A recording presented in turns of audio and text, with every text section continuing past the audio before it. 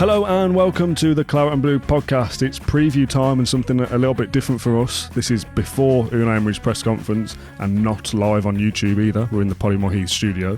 John, I know you're okay because we just spent time in the car together. But how are you feeling about Saturday? Nervous or excited? This is out of the PSG preview. Yeah, I'm very excited, actually. I think I'll get much more nervous as the time... I think when the players walk out is when it will hit me as like, okay, this is a big deal now. Yeah. You know what? I can remember the song that was being played before we played Fulham. Firstly, because it was a terrible song. I don't remember the name of it, but I can remember this. I can remember it, and that stuck with me. I don't know why, because it was just like we were there, and I was watching players warm up, and it was just there, and it was in my head, and I was like, "This is it. Like we're here now." Proper, so yeah. So I probably agree with you there. It's not until the players warm up and. Yeah, you start to see like all the colours, and it's going to be weird though because Palace are going to have red and blue, right? It's going to look streamers and stuff. It's going to look pretty similar, isn't it? I mean, obviously Villa are playing in the white kit that is hung on the wall terribly. It's so wonky.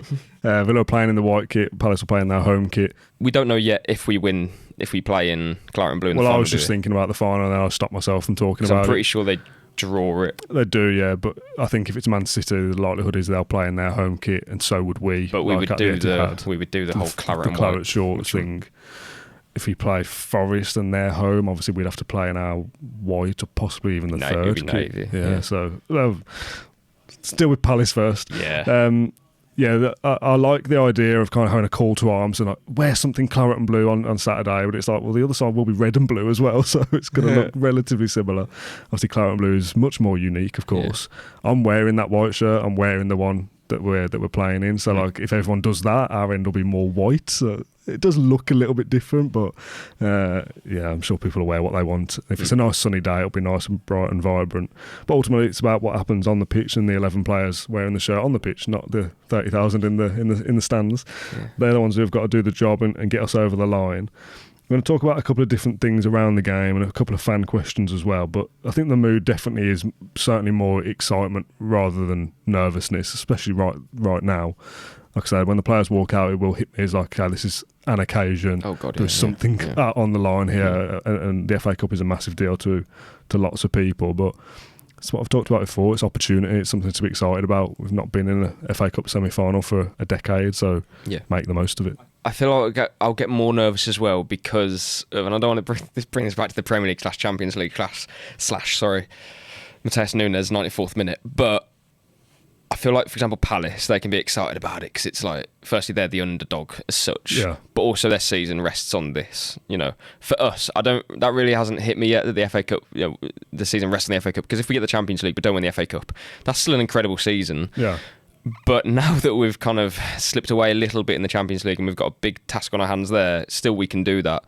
But because that isn't a given at all, it almost puts more pressure on the FA Cup for me now. Yeah. I've said before that I'd much rather win the FA Cup than get the Champions League anyway. But there is obviously a school of thought now where, well, if you don't win the FA Cup semi-final, you might not achieve anything this season, and that's difficult because we got to the Champions League quarter-final, and getting Europa League is still, in my opinion, I would still say that's progress because of what we did in the Champions League, balancing the two. But yeah, the FA Cup, that's obviously, it's tangible, it's silverware, it's 29 years since we last won anything, so it's massive. And Ollie Watkins said in the mix zone after the Man City game that he's been telling his teammates, not just recently, but since he came through the door nearly 5 years ago, that for him, like, primary goal that he wants to achieve at the club is to win silverware. And while that shouldn't shock anyone, I think him drilling it into his teammates as well, and they'll be saying the same things. Mings, McGinn, Cash, all those guys who have helped get the club to where they are now, they'll be saying among themselves, but also to some of the new players as well, like, this is so crucially important that we get this done, because some of these players might not be here after this summer. We don't know what the future holds. I don't think they do either. No one does. We saw what the transfer window was like in the last summer window. Even in January, unexpected things can happen. No one can prepare for it. So this, I'm not saying it's like the last opportunity for some players, but they will be approaching it like it is, because you just don't know. Yeah, absolutely. And people will say a lot of things about this will be one of our best chances for however long, and maybe we have a better chance next season. You're relying on the luck of the draw and different fixtures playing out for example, Liverpool play Plymouth, Liverpool win. Oh, actually, no, they don't, and all of a sudden that opens up an opportunity. But without disrespecting Palace, because there's absolutely no way I'm doing that before the game. No. It's a good opportunity. It's a decent opponent. It could obviously be much worse, i.e. City, Arsenal, Liverpool, etc. Yeah. And then the final is Forest or City, who again both are above us, may finish above us, but teams that we've won against and lost against and definitely feel like are beatable. So it's definitely a good opportunity. Question from Sam. Other than possibly Derby, I don't think we've played at Wembley in my lifetime not as the underdogs. Will that have an impact on the fans, the players, going into this as favourites? That's a great point, Now he's said it. I think Fulham, that's true. Were Fulham the favourites? Yeah, Fulham were the favourites. Were they favourites? Yeah, they were third, I do weren't think they? they were, yeah. Yeah, they're in great form as well. They were, just missed out on automatic. Yeah, so they'd have been the favourites there as well. Liverpool were the favourites, Arsenal were the favourites, Man City were the favourites. Yeah. Fair. And then Man United would have been favourites when we lost in the cup final. Yeah. It's a different proposition. We've talked about Villa kind of thriving as underdogs sometimes. I feel like that's why I'm excited about it. Yeah. I think I don't know how to explain it. Maybe just because it's not so close to the game yet, but I just feel like if we were playing Liverpool, I'd be a bit like... it's going to be a great occasion, but it's going to be really difficult, and I'd feel a bit like nervous and stuff. Because it's Palace, I just feel like, I think this weekend we can win at Wembley. Is my mindset. When it approaches it, I start to think, but Mateta scored from 30 yards and all of this. So, but it is a really interesting point. I think it probably for the players doesn't really change anything. No, I don't. No, not I think as fans, we maybe go in with expectation more and optimism that can burn you as well. Yeah. Because if we lose against anybody in a semi-final, I'd be annoyed. But to lose against a team that I think we should beat, we are better than Crystal Palace, as the table suggests. Exactly. So. Yeah, without getting cocky about it, I would expect us to win. So if you don't, that's a problem. Mm-hmm. So maybe, I think in years gone by, actually, that would have affected the crowd more. That kind of nervousness that if Palace are in it, it'd be like, what's going on? We're better than these lot. What's going on? Yeah. Whereas now I'd be a bit like, well, we'll go into the game and bide our time and chances will come and we'll be okay. And I think there's more calmness now, potentially. And we know we're good enough to change the game by substitutions and stuff as well. Yeah. Stephen says, what is it that Palace do that's so effective against us recently that Unai hasn't been able to get a grip of? Obviously, last game he started a weird line-up and it went horribly wrong. It's gone horribly wrong against Palace a couple of times for different reasons. Yeah. Last game of the season last year, Villa obviously didn't really care about because we qualified for the Champions League anyway. The League Cup this season, we changed lots of players and didn't have a bench to pick from. Well, we chose not to have a bench to pick from and lost that game as well. So, two very different reasons. The away game just gone was bad. That's a bad result, obviously. And we drew at home, didn't we, in the league 2-2? Yeah, if not for Duran's goals this season. Oh, was that Duran? No, that was a 3-1. But even then, we were losing till the 88th. So Palace have been a bogey team for sure. Exactly. So going into this, it was like some people are like, Palace, that's better than Forest and City. I was a bit like, but Palace have kind of had our number a little bit. So at the time in which the draw was made, I remember saying to one of my friends, and he's probably watching this now, Tom, and he'd come back at me like, no, you don't believe what you just said. And I actually said at the time that Palace might be the hardest of those games, if that makes sense for us. And I said that at the time because City weren't particularly good at that point, and they have picked up in recent weeks. And obviously they dominated us at the Etihad, and we didn't play well at all, don't get me wrong, but they've shown more to me why they are top 4 contenders and why I think they'll probably finish third this season. But at the time, that was what I thought. My feelings haven't changed in terms of Palace is still a very difficult opponent for us, even though they've only won one of the last 6, I think. The Arsenal game, obviously they drew, come back twice. Arsenal not really playing for anything, so there's not a whole lot you could take from it. But Eza scored, Mateta scored. It feels like they feel like, I don't know, they're in a good place, I think, Palace, even though their numbers haven't been as good as what they were before they made it to the semi-final. They were blowing teams away, scoring goals, not conceding many chances. That's changed a little bit, but I think that's maybe just a mentality thing, knowing that the game of their lives is on Saturday. So I don't look at Palace and think all of a sudden they're an easier proposition or anything like that. I think it's going to be very difficult still. And although, last season we had our job done, we were on the beach and made changes because we already had Champions League in the bank. I've said before, I think we'd have probably lost that game anyway. Even if we had to draw or win against Palace to get Champions League, I think we probably would have lost it. Yeah. Because that Palace side were purring, and we were knackered. We were done. That Liverpool game where we drew, late on was just, I don't want to call it fluke, because when you work so hard to get to where you want to get to, and even in that game to get back from that position requires a lot of effort and determination. But the Duran goal was a bit of deflection, and then a hit from Duran from range. The guy was just out of the ordinary. But at that point, I think Villa might have lost that game anyway against Palace. So I don't think we can look too much into the whole. But Villa changed players, and Villa didn't really care about that game. Those things are true, but equally, they've stuffed us twice, and we couldn't beat them at home. And in the League Cup, we lost. So, yeah. And those games, I don't know, they weren't particularly scrappy or anything. Villa were undone by goals that you could see happening again, is what I'm trying to say. Like in transition, Pau Torres getting caught at Villa Park. The 4-1, we were in the game for an hour, 1-1. But then they cut us apart afterwards. So to kind of come back to that question, width, I think, is a big problem. Yeah, definitely. The way that they play with the wingers, Mitchell and Munoz. I think Munoz is a really good player. And that has been something that's really hurt us. I wouldn't be surprised to see Maatsen come in for this one, use his pace up and down the wing. So, yeah, what I would say is Emery, he will have a clearly defined game plan, because Palace have done this a few times against us now. We've tried to match them at Selhurst Park, didn't work. We've tried to do something else, didn't work.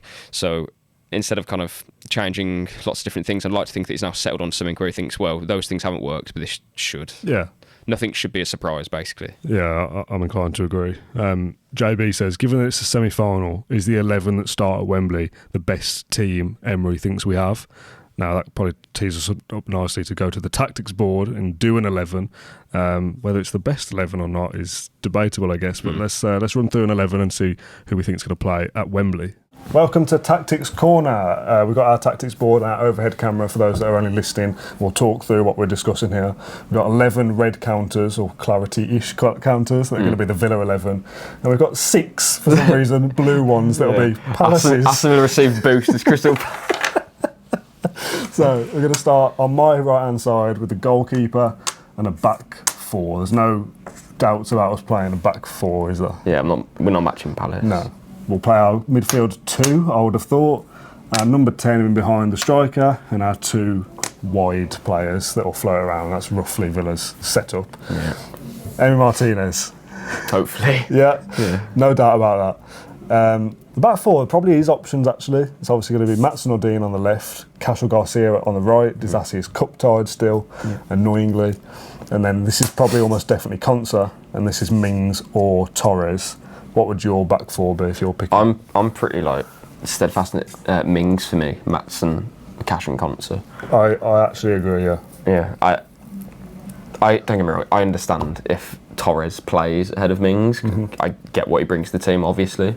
But like the City game, if Torres just puts that through into Rosette, we get out with a point. Yeah. I understand there's other parts of the game where tight spaces, evading pressure, all that stuff. Torres is fantastic at. But we said so many times that the difference between Mings and Torres' defensive ability is larger than Mings and Torres' passing ability. I don't know, but in terms of how detrimental it is to Villa, is what I'm trying to say. Yeah. You know, Torres is exceptional on the ball. Mings isn't exceptional on the ball. Mings isn't an exceptional defender. He's a very good one.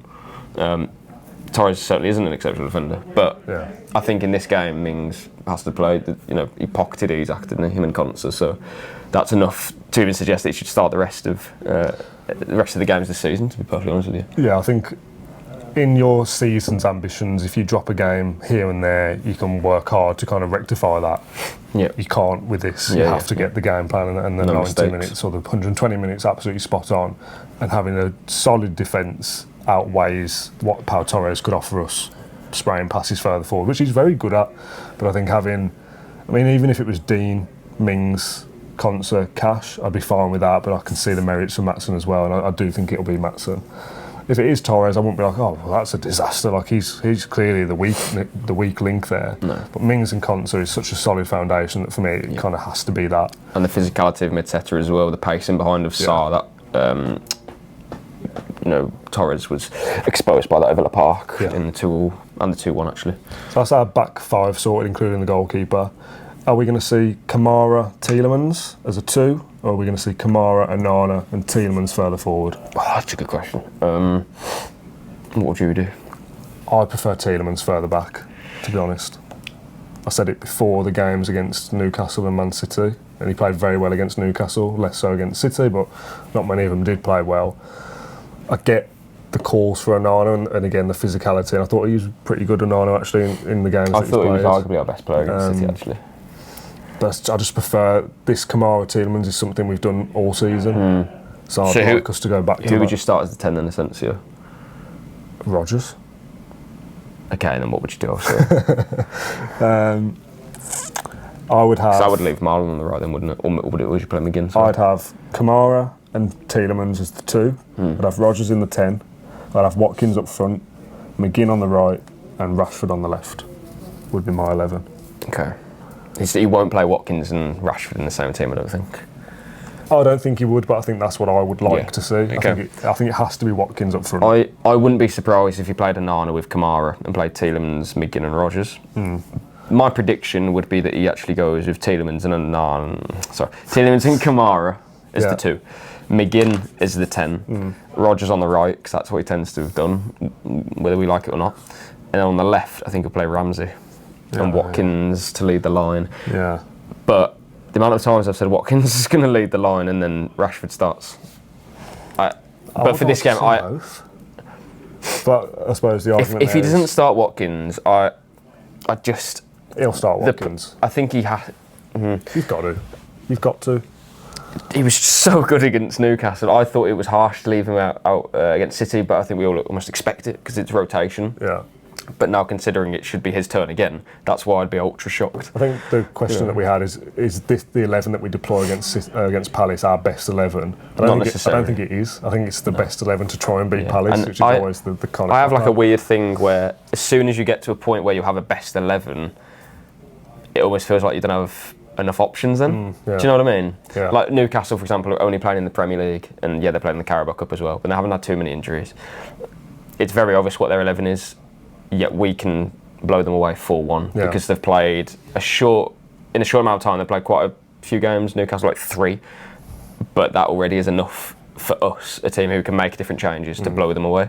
That's not the position you want to be in, so I'm okay with not having a best 11. I think certainly in these options further forward that if my team is Rashford, Rodgers in the middle, McGinn on the right and Watkins up front, but I offered you Rashford up front, Ramsey on the left, Rodgers in the 10 and McGinn on the right, or McGinn in the 10 and Marlon on the right, you won't go, that's 4 changes, that's bad. That's still a good option to have. It's got to the point I don't even know how many changes we make unless I literally look at it, but I never... At one point it was like 8 changes again, and it's a lot, but that's because we're not used to it. And you know,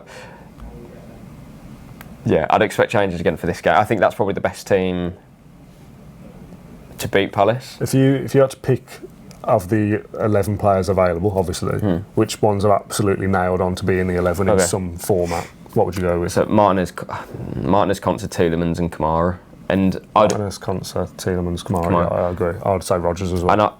Rodgers, of course. And I wouldn't go as far as says McGinn's guaranteed, but I would be absolutely stunned if Emery leaves him out of a game of this importance. Me too. And I'm not going to say how big the Wembley pitch is because it's a bit of a myth. It's just it looks big. It's pretty much the same size as Villa Park. On that occasion, you want McGinn playing. Yeah. It's what I said it a few weeks ago on an episode. I don't know if I've got the clip to hand, but if I have, I'll stick it in. If Villa get to the FA Cup final, and it's the same for this player as well, I think McGinn and Matty Cash both start the game, and they're 2 players that we're supposedly like better than and should be looking to improve. But right now, in a massive game, they play. I would, definitely agree with that. And Cash's athleticism to get up and down, and McGinn to help out in midfield when needed. If you look how McGinn played against PSG in both games, that for me was like, I'm really glad that happened because that was the kind of justified. This is exactly why John McGinn plays for Aston Villa and why the debate about us moving past him is always incredibly depressing. Yeah. Well, we got our 6 Palace counters. Who do we want to associate those with? We'll stick one there. For those listening, John just put them in the corners. So Mateta, Eze and Sarr maybe.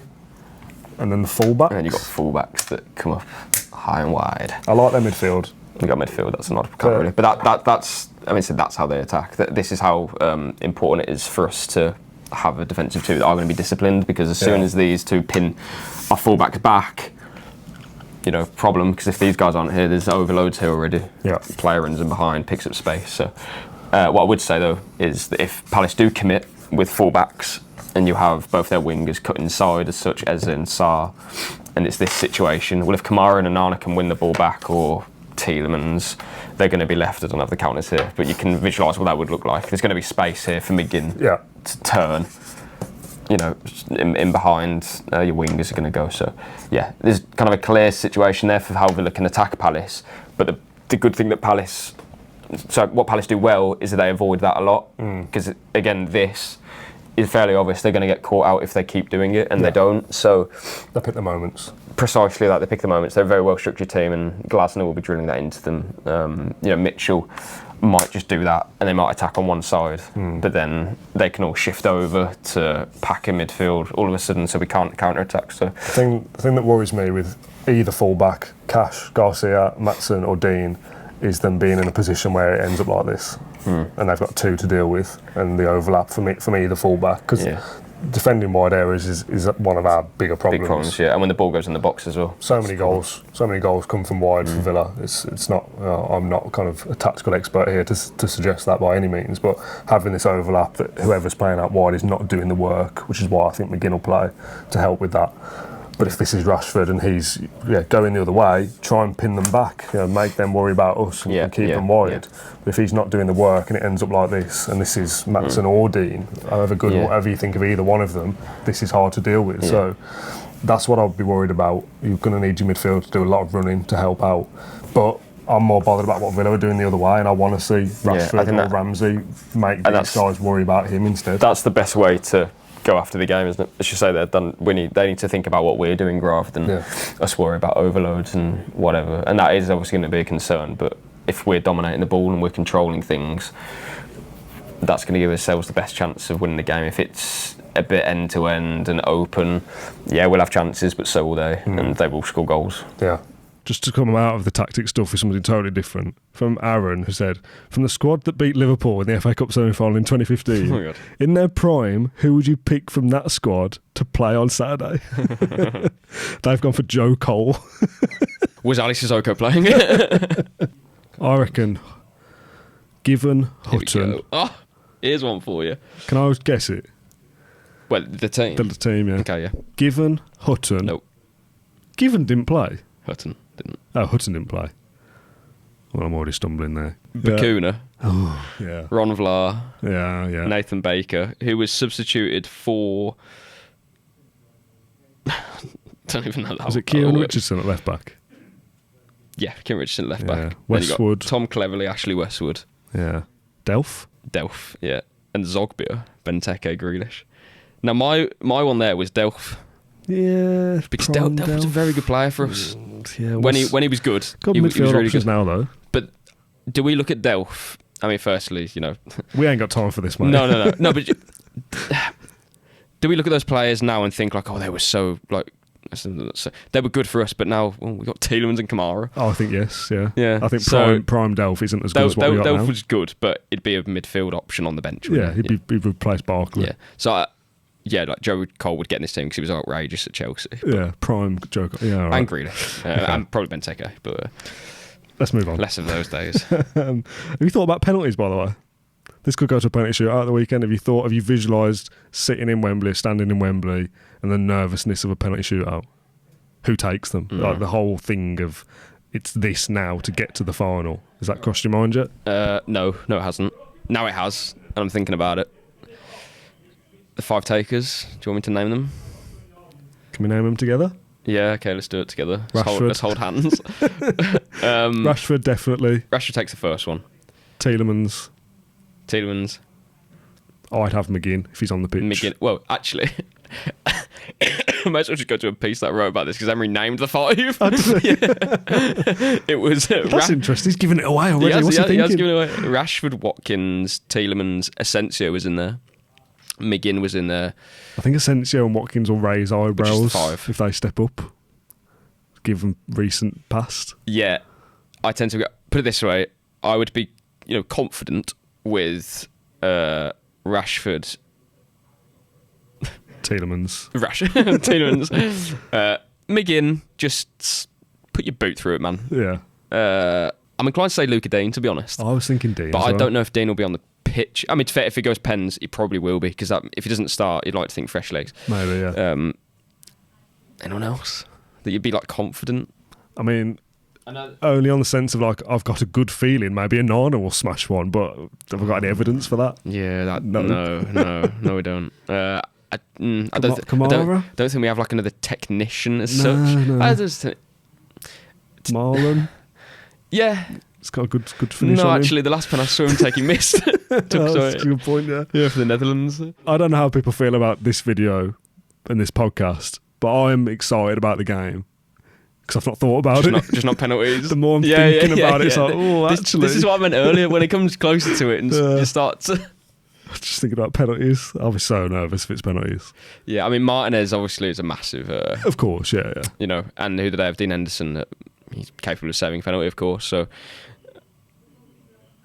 I'd look at it. Who's the Palace takers? I mean, Eze will one massively, didn't he? Eze will take one. He night. fluffed one massively. It was almost such a bad penalty. You just think, well, he won't do anything like that again. Yeah.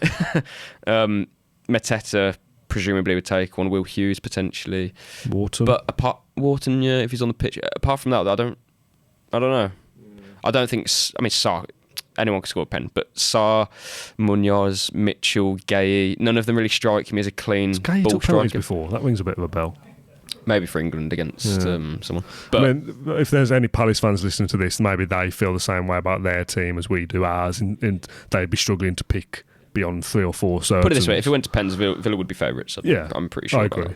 I want to win the FA Cup, obviously. There's no Villa fan listening to this that's thinking, well, if we lose, it doesn't matter. We all want to win. But because it doesn't have like immediate ramifications on it in the same way that the playoff final did, I don't know what my nervousness will be like. It's because we don't lose anything, you mean? Kind of, yeah. If we lose the game, all right, it's an opportunity. In the playoff final, it felt like... It's like life or death. I almost gave myself, which was really silly, but I almost told myself, we're in the Premier League. This game is almost like a relegation. Does that make sense? Yeah. Weirdly, because we were favourites, it was like, I think we're in the Premier League, but if we win this, we're back into the Championship. Whereas Fulham felt like we're in the Championship to go up to the Premier League. Yeah, I know what you're saying. This is similar. Like, I think we're going to be in the FA Cup final, and if we don't get there, we're not going to be there. But equally, you don't lose in it. You don't lose silverware because we haven't had it for so long. Exactly. We have no right to have a hand on it. Exactly that. Yeah. Like if this was you lose to Palace, you're going to be in the Championship next season. It'd be like, well, yeah, that's massively different. Call the podcast off. We got. So I need to go to a dark room. I will be nervous in the moment, of course I will, because you can't kind of fake that and change how you feel. But it's a very different energy to the playoff and scenario. The feeling of losing I mean, losing an FA Cup final would be absolutely disgusting. But I think it's similar. Losing the playoff final to Fulham was way worse than Arsenal FA Cup for me. Way worse. But Arsenal FA Cup was it weren't great, but I never gave us a chance. That's to be what I mean, yeah. But this time you do, don't you? Yeah. So the same as the League Cup against Man City. I was only like incredibly like about it because we actually came quite close in the end. When we were 2-0 down, it was like, oh, there's a Wembley arch. And before the game, I didn't we're out in London. Give us much chance either. Let's end this podcast then with a score prediction. We haven't got the whiteboards to write them, so it is what it is. We'll just say them. I'll talk to you instead. Seeing bits of Palace, like I said before, I'm not going to disrespect them, but if I see Mateta hitting the corner flag and that boom coming from the real side of the stadium, my head will be on Mars. I will not be able to. Let's sell her when they beat us. I don't know if he scored in the 4-1. Can't remember, probably. But the 5-0. It's definitely scored in the 5. Was it the 5-0? Yeah, the season before. God, there's like 4 boom big booms. Oh, God, it's just disgusting. I'm a fair play to Palace fans trying something different. It's not my cup of tea. I wouldn't want the whole end to be doing that. But I remember when he first joined him, and there was flicks and tricks and all sorts, and I thought, yeah, I like him. He doesn't look like a footballer, does he? No. Like his physical, like what he offers on the pitch. The fact that he has his shirt tucked in long sleeves doesn't look right. Doesn't look right, but he's dangerous. He's dangerous. And like I said, I'm not going to slag Palace off because it's not the time for that. Like Villa, on paper, should beat them 9 times out of 10. They're 5th, whatever we are, 7th. Palace are 12th, probably. To create a bit of unrest in the Palace camp, not that my words mean anything to them at all, but I feel like it would suit, like if Forest get the Champions League, go and sign Mateta. I think we both think we're going to win, right? I genuinely think this could go to extra time and all the way. I really do. I do. I don't see it that way. I think it'll be done in 90. Villa on penalties. On penalties? Yeah. God. Do you know what? For some weird reason, I can't. If you said 1-0 Villa, I'd be like, I don't think we'll keep a clean sheet. 2-1 Villa is probably about as close as I'd get to it, but I don't know why. I can't envisage those scorelines. 3-1 is what I'm going for. I think it'll be tight until Villa get the third. It'll be I think it'll be 2-1 Villa for a fair amount of time. Kind of like the Bruges game, you mean? One of us goes ahead, hopefully Villa, for the nerves. They get back. Villa go 2, stays 2 for a fair bit. Third goal, kind of 80 minutes plus. Oh, okay, right, we can all relax now. Yeah. That's my trajectory of the game. I genuinely do think Villa on pens. I think it'll be a tight game. There'll be goals. Yeah. I think this will be the better semi-final of the two for the neutral. Possibly, yeah. Right, that'll do for this episode of the Claret and Blue podcast. Get involved in the comment section with everything we've discussed. Hopefully we've been relatively respectful to Palace and no one's going, oh, you've jinxed it, lads. Oh, no. I don't think we've done that at all. Just because we think we're going to win. Get your score predictions in the comments as well on Spotify or YouTube. Look forward to hopefully some good content over the weekend. If we lose the game, it won't be. I don't know what we're doing. There'll be some kind of post-match video on Saturday night, whether that's a live stream or something done at Wembley. No idea. We're going to go with the flow. Yeah, we'll probably do something Sunday morning as well as or instead of, depending on how things go. I don't know. Although we kind of picture ourselves in an FA Cup final and we're like, oh, we can get there. Actually doing it would be like, oh my God, we're in FA Cup. Like, the mood would be completely different even still. So yeah. So stay tuned to the Claret Blue podcast. There'll be something across the weekend. I just can't promise what it is yet. But thank you for watching or listening to this episode of the show, and we'll see you soon.